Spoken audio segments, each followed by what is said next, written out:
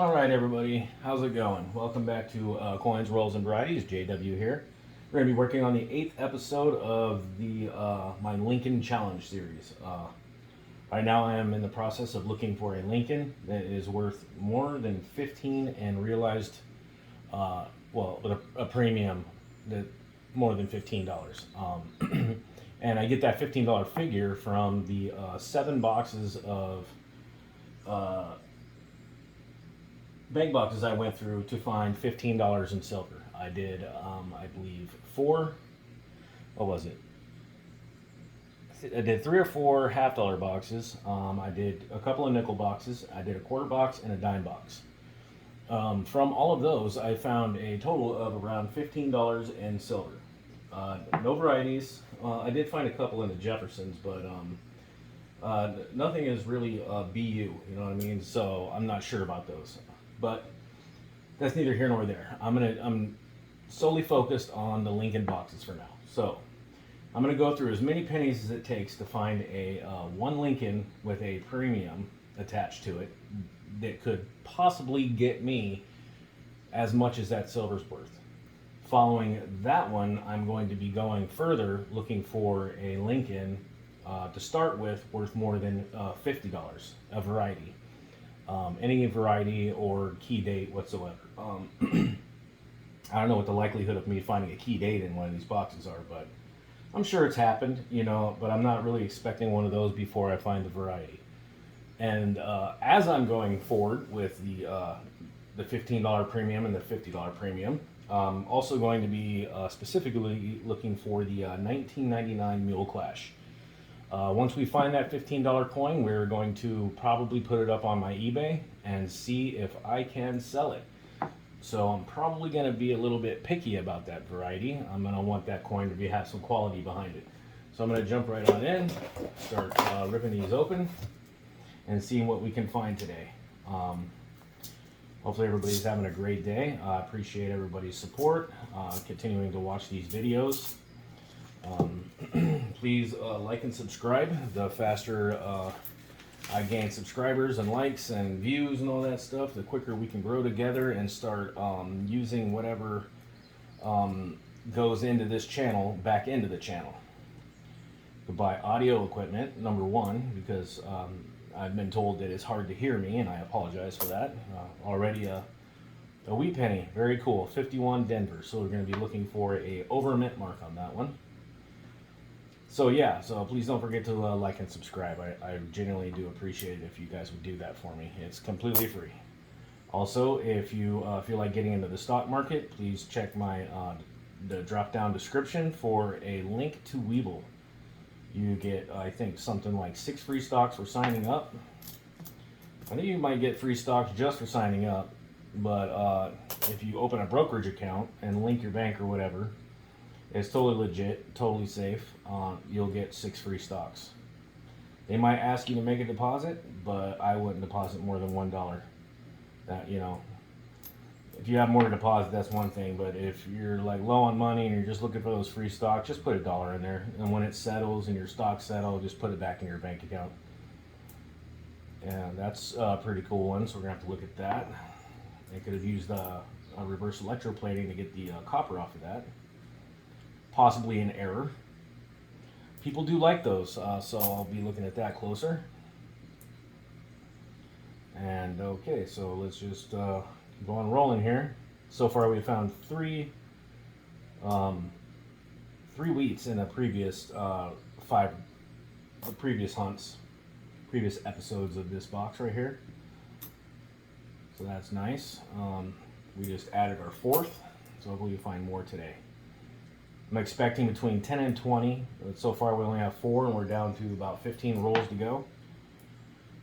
So yeah, we might not hit that mark this time. I'll be surprised if we do. Though it has been a while since I've been doing these boxes, so I don't know. The first couple of penny boxes I did, we did get that mark. But this one so far we're a little behind. But at least, at least there's really not much for foreign in here. I think we've only run into 1 Canadian so far. As far as off denominations, really the only thing you can find in one of these boxes is a dime, so that's a win every time. So that was a 84 Denver, looking for double diverse, reverse, and possible. I'll have to double check. I don't think there are any repunchment mark varieties for that. And I believe this is our first 99.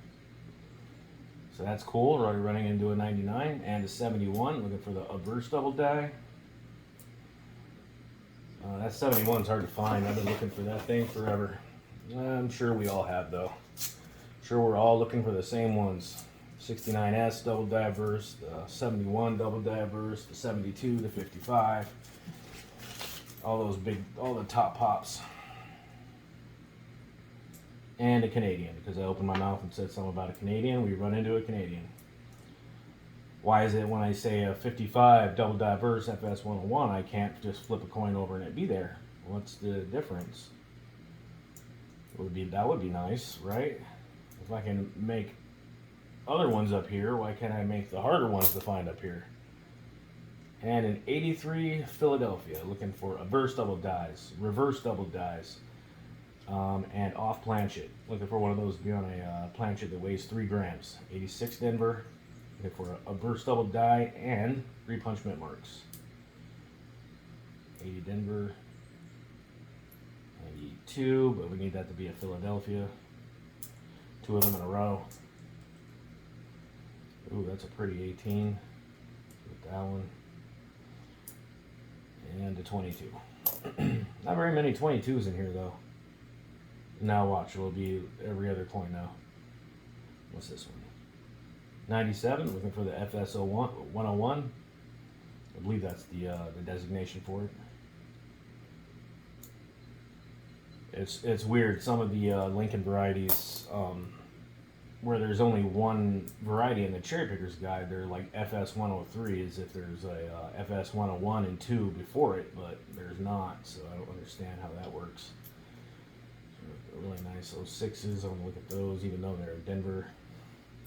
96 Denver, looking for a double die variety on the averse. There are 2 of them. 2 of them on the James Wild site. There's possibly more on sites like Copper Coins or what are the other ones? Wexler's, all the big guys. All the guys have been doing this since I was in diapers. Very nice 88 Denver, looking for averse double dies on that, and a reverse of the 87. 19 Denver, looking for the double ear. I don't know if you guys watched the previous video, I may have found a 2021 double ear. I've been pulling those aside to look at them another time, and I started to look through a few of them the other day, and I noticed that, so we put it under the microscope yesterday and kind of looked at it. To be honest with you guys, I'm kind of disappointed with my microscope. It's not as good as I was hoping it to be. It's really hard to see it, see the details of the coin with the lighting and whatnot, so I need to get another one of those as well. But all things that I can't really afford right now, but hopefully as I grow, I'll be able to get that kind of stuff, and we can really get down to business here together. Really need to do a Can It Be Fixed episode. I've only done one of those. I've got a few coins pulled out that I want to use for that. A couple of Mercury dimes, a couple of Roosevelt dimes that are possibly BU under the tone. And so we might go ahead and just take a chance on those, since a couple of them are common dates, a lot of vintage, and it really won't hurt for me to attempt a restoration on one of those. I really don't like doing it, especially if it goes wrong. It's really a bummer. It's really something that I take a lot of pride in. I'm a perfectionist, and if I can't get it right, I get really upset about it. That's why it's taken me so long to just find something. Even on I have a quarter here with some tape on it I was going to use. What is this thing? A 2006. Just a, you know, a simple little acetone removal of that tape to see if we could do it without ruining the luster of the coin. Even on something as common as that, it's it kind of bothers me. So, but it can be done, especially when you have something that's really nice and you kind of want to possibly take that chance and bring it back to life, or adding life to it without taking anything away. Yeah, so I need to get on one of those videos. 78 Philadelphia, nice red brown. 21s, I gotta start looking at those, see if I can find another one. The thing is when you find something like that that looks like a variety, and sometimes you do, you'll find something that is, you know, that could be a variety if it wasn't every other coin. But I could start seeing that double ear on just about every 21 I look at, and if that's the case, then it's really a master die problem. It's not a genuine error. It would mean that they're all that way. 85 Denver. 18. I don't know about you guys, but I've been fooled a couple of times on the master die things. 68 Denver, looking for the DDR.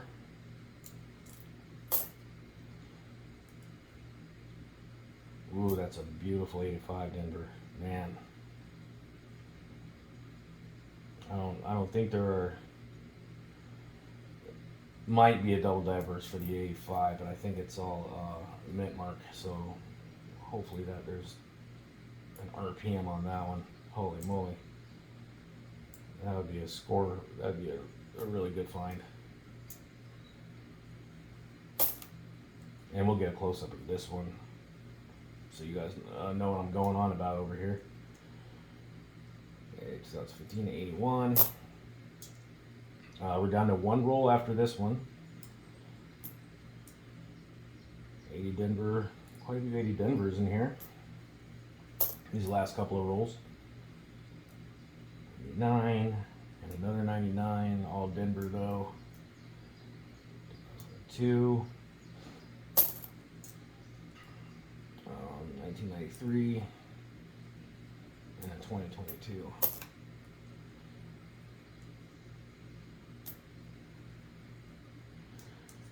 All right, 2020, 2022. This is 93, 18, 21, and a 68 corrosion all over it. I'm gonna pass. That's what every dealer would do. Pass on the corrosion.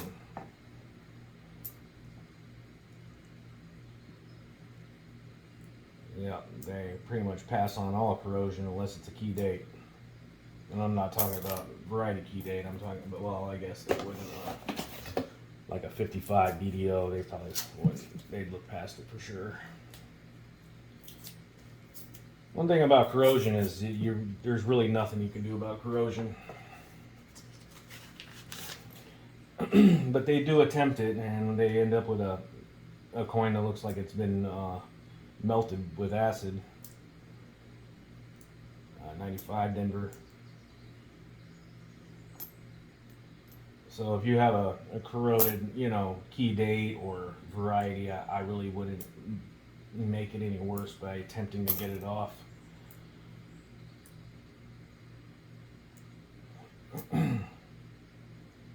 That stuff is like petrified concrete.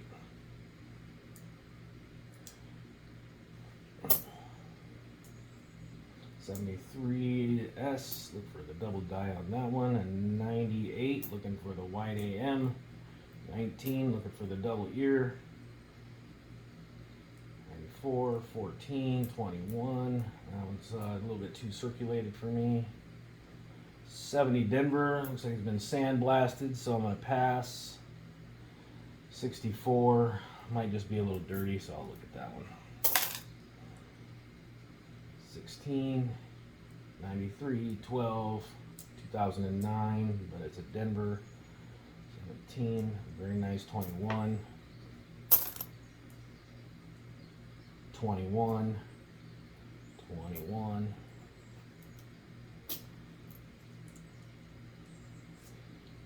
I forgot I had that coin care sitting there just until right now. I rarely use coin care. I don't know about you guys, but I've got a better one than coin care that I use. Yeah, I'm not sure about the coin care.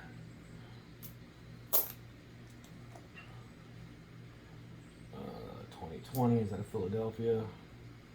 But it's there in case of emergencies.